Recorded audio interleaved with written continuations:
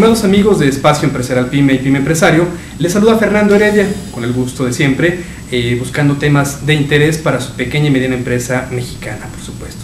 El día de hoy nos encontramos con Luis Liñero, quien es socio de impuestos en Deloitte México. Luis, muchas gracias por acompañarnos. Ana, ¿cómo estás?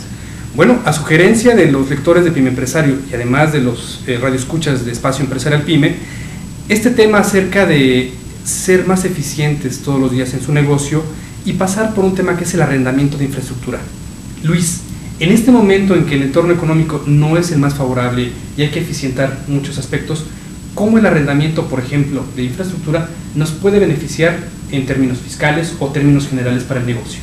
Bueno, primero, si partimos de la base general, podríamos decir que desde el punto de vista general y de eficiencia de uso de recursos, tantos recursos a poseer algo, a tener la propiedad de algo, sino que dejas que otro tenga esa propiedad y que te la vaya arrendando, te vaya permitiendo el uso y vayas pagando periódicamente, de tal manera que tu flujo lo haces más eficiente, destinas tus recursos a tu actividad y no tanto a poseer una infraestructura que de otra manera te estaría absorbiendo una cantidad de recursos que te harían falta para tu capital de trabajo.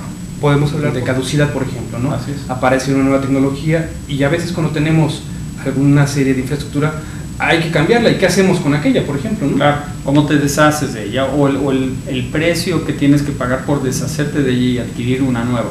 Eso lo dejas en manos de alguien que se dedique específicamente a ello para que él invierta y que te vaya renovando la tecnología, ¿no?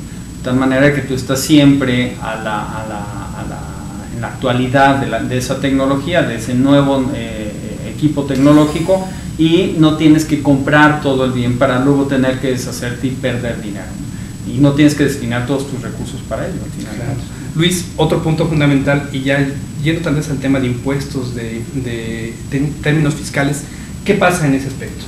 En ese aspecto lo que ocurre es, tienes una deducción. Normalmente este tipo de contratos son de más corto plazo, como lo mencionabas, y entonces todo el costo de recuperación de esa inversión, aquel que te lo da en arrendamiento, te lo traduce en rentas mensuales, digamos. Y esas rentas mensuales son deducibles totalmente en el momento, no como cuando adquieres un bien, en donde tu periodo de depreciación y obtienes, en este caso, una deducción mucho más eficiente, vamos a ponerlo así. Pagas el valor del bien en un periodo más corto, vía una deducción, y no estás atado a la restricción de la depreciación desde el punto de vista fiscal. Ese es un ingrediente para efectos del impuesto sobre la renta. Para efectos del IETU, famoso, el IETU no permite como tal la deducción de intereses. Si tú haces un contrato, compras un equipo y lo tienes que financiar, entonces no tendrías esa deducción para fines de IETU. Lo que haces con alguien que te arrienda o te da en arrendamiento el bien es que él tiene que hacer sus números para ver qué pasa con su IETU, pero tú ya no tienes ese problema sobre la renta, lo cual es muy favorable porque no tienes distorsiones en el impuesto.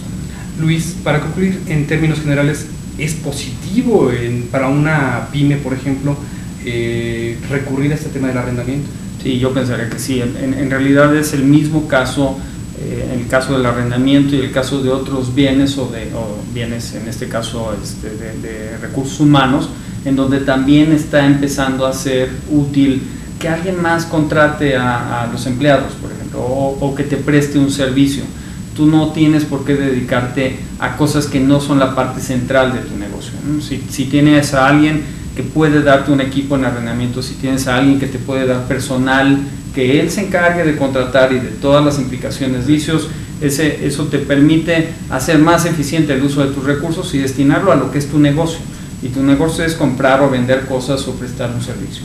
Por ejemplo, mencionaste ahorita en términos de equipos. Estamos hablando de equipos de cómputo, infraestructura de comunicación. Equipo de transporte de carga, por ejemplo, que alguien más se dedique a comprar esos camiones que necesitas y te los dé en arrendamiento. Hay una palabra famosa ahora, es la tercerización, outsourcing. Exactamente, es eso mismo que puede. Normalmente el outsourcing se ha pensado en la parte de recursos humanos, ha sido lo típico, que haya una prestadora de servicios que te provea de ese recurso, pero eso en realidad se puede dar para los distintos niveles. Hablando de infraestructura, hoy por hoy hay compañías que te permiten no solamente el hardware, o sea, el equipo de cómputo como tal, sino que ya no tienes que pagar las licencias, funcionando todo tu equipo de cómputo. Ellos se encargan de saber si le hace falta tinta o no le hace falta tinta a las impresoras y papel, etcétera, etcétera. Y ese servicio todo lo tienes tercerizado, de tal manera que esa ya no es preocupación de tu negocio, porque no te dedicas a ello. Muy bien, pues Luis, te agradecemos estos momentos para platicar y llevar a las pequeñas y medianas empresas unos tips o unos consejos prácticos para que sus empresas se mantengan produciendo y sean más eficientes, que al final nos retribuya a todos. Exacto. Luis, muchas gracias, que tengas buena tarde. No, muchas gracias por la invitación. Hasta luego.